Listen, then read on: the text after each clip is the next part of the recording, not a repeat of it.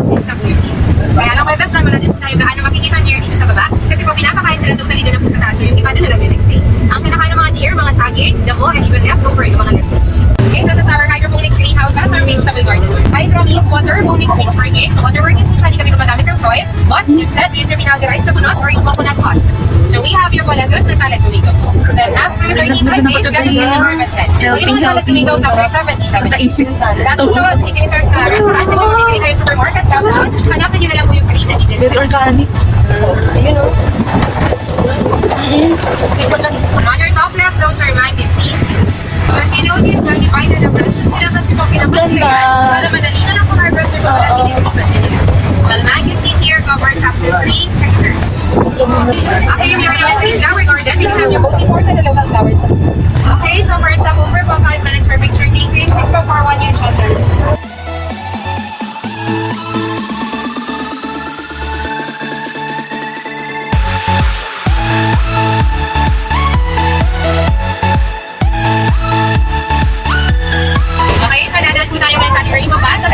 Each art has flowers. Yung color ng mga bulaklak na correspond sa color ng sa rainbow. Nandito rin po usually ang entrance sa mga nag-garden weddings kasi po yung amphitheater is for garden weddings and pictorials are din po sa Pino. Okay, so nasa forest area na po tayo ngayon.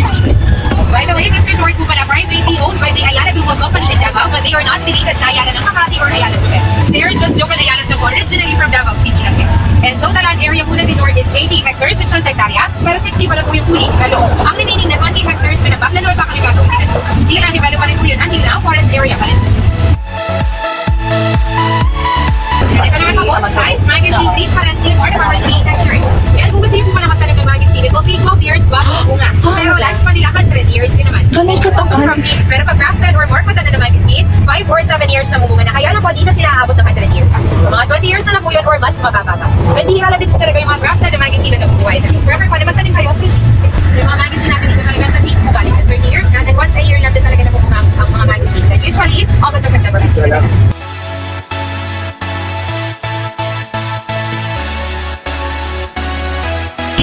Sabi lang po, yung pinag po pala, isa naman na slope of Mount Talomo, which is a dormant volcano. Kanyang mga malalaking mata po na nakita natin kanina sa baba. Kung nakikita nyo, mga bakas na po yan when Mount Talomo erupted. Last eruption po ng Mount Talomo, it was 1800s pa. Kaya sabi din nila before, mas mataas ang Mount Talomo kaysa doon sa Mount Apo. But because of the eruption, Mount Talomo lost its food. So totally bumaba po siya. Yung mga one-spotted trees na yan, na may malalakad na dahon, those are mara.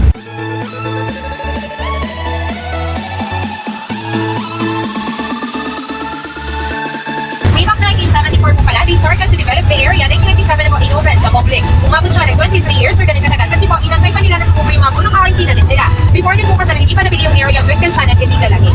That's why 95% po ng resort namin na rin. Yung remaining po na 5% yan yung nakikita nyo mga kawayan at giant rivers almost everywhere. Mga pine trees galing po yan sa Baguio City kasi po mas malalapat at matataas sa pine trees na doon kesa sa pine trees po sa Davao. More on Bengal pines tayo. And you also have here Caribbean pines and Araucarias. Nato po, yung mga tayo na yan, those are giant ferns. Our next stop over po pala will be Tinogdan. So Tinogdan means pinagkulan or pinagkilan. And yung side na tawag na Tinogdan kasi ganito pala yung pinagkulan ng pagwawater. Okay everyone, pwede na bumaba. Picture! Hello! Hello! Hello! Pagod? Hindi. Sige, siya po hindi ka.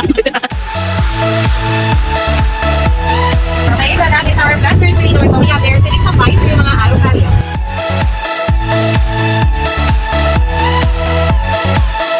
Okay, so let's check out for.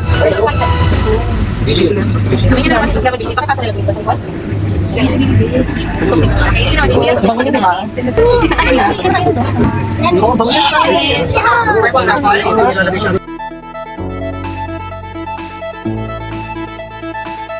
Okay, this will be our third last stop over here. Ay, wait lang po. Then our grandmothers. Ito din na. Masarap kainin. Paano na po? Ay, na.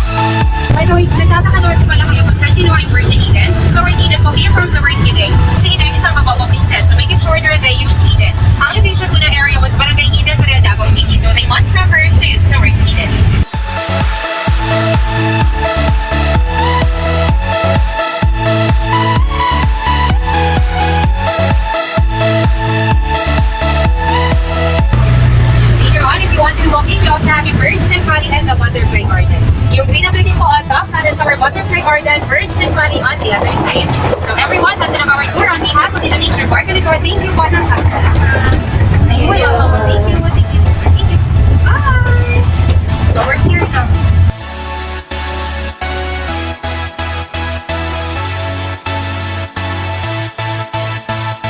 Hindi naman siya lilipad bigla, di ba? Lumipad man. Katakot mo ka. Makasadyo ka ano. Good morning! Dito pa. Ikaw, hanap ka dito. Hanap. Bebe? Sabi ako. Bird whisperer, o diba? Wow, dito float ako. Ano yan? White coffee. Ay, may deer ba? Eating ka. Ano pinakain mo? Pangit. Tapos binigyan nga ako yun.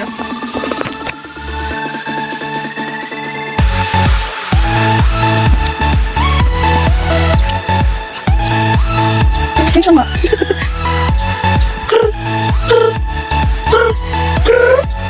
Manok.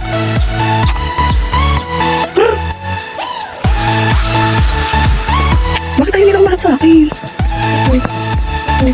Isang tawag sa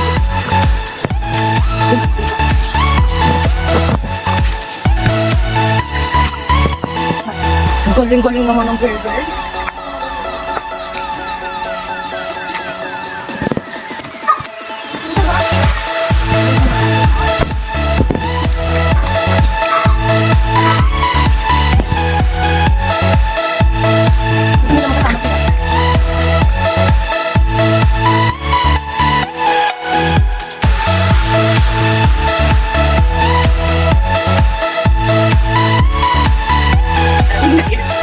So, kayo pare, ano ba nangyari sa inyo? Hindi na kayo naglagasan dyan.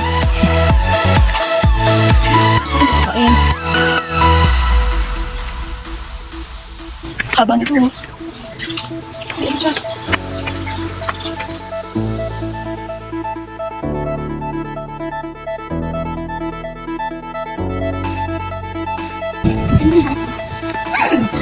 May tumakbo.